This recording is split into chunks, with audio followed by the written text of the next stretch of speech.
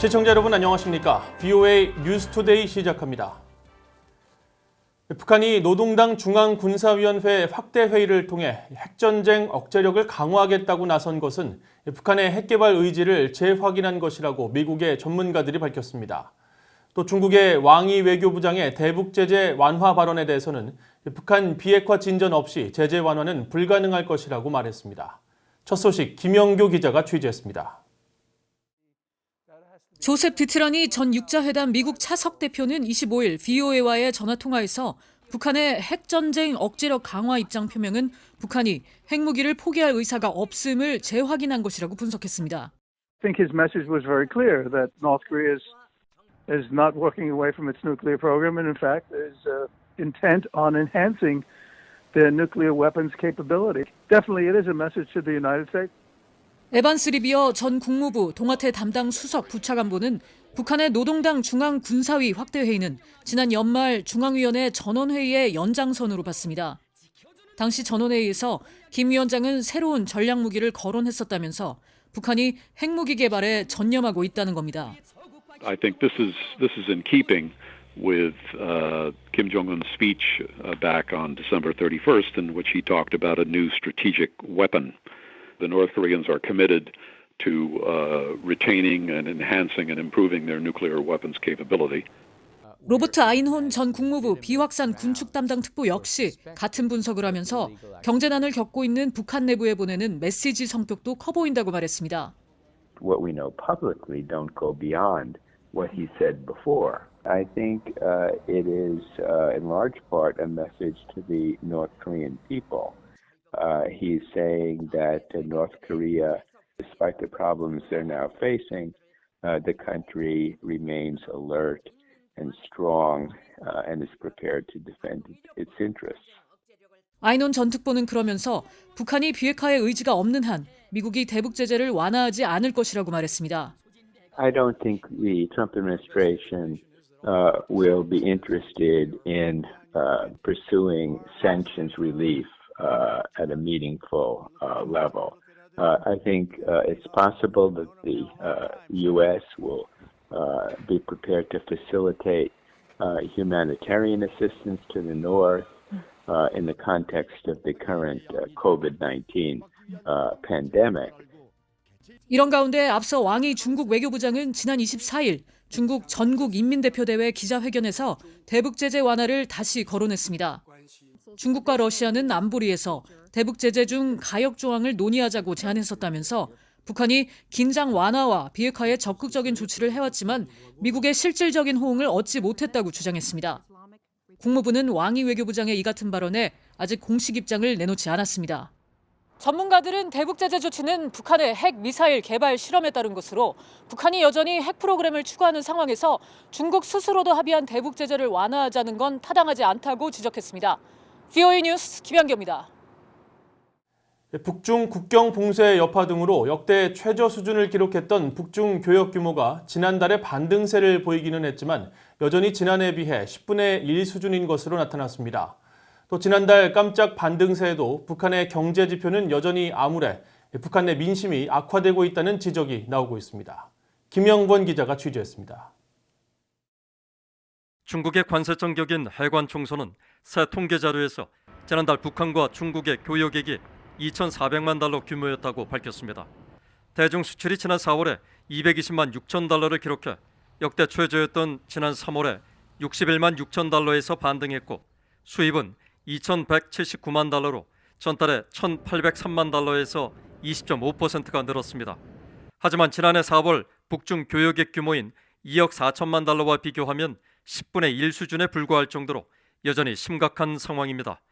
핵미사일 시험 발사 등에 따른 국제사회의 대북 제재로 휘청이던 북한 경제가 신종 코로나 바이러스 확산을 막겠다며 취한 지난 1월 말의 국경 봉쇄 조치로 상황은 더 악화됐습니다. They have some real challenges right now, some of which are of their own making and some of which are, like everyone else, having to adapt to things that came in, hit them from outside.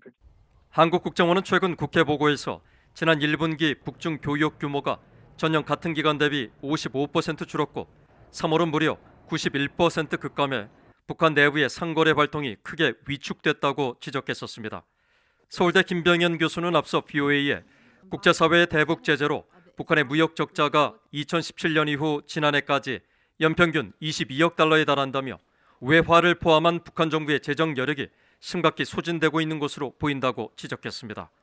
마커스 놀란드 피터슨 국제경제연구소 부소장은 최근 북한 관련 온라인 행사에서 경제 어려움 속에 최근 북한 당국의 국채 발행 등은 민심 위반을 더 부추길 수 있다고 지적했습니다. 재정 압박을 받는 북한 당국이 세금과 국채 발행을 통해 주민들의 외화를 수탈하는 건 자유나 이념의 문제가 아닌 자기 가족의 돈을 빼앗는 것이기 때문에 주민들이 반발할 수 있다는 겁니다. I can say is that appears to be a high level of discontent. There's a lot of cynicism about the government, but there are no civil society organizations capable of channeling that mass discontent into effective political action.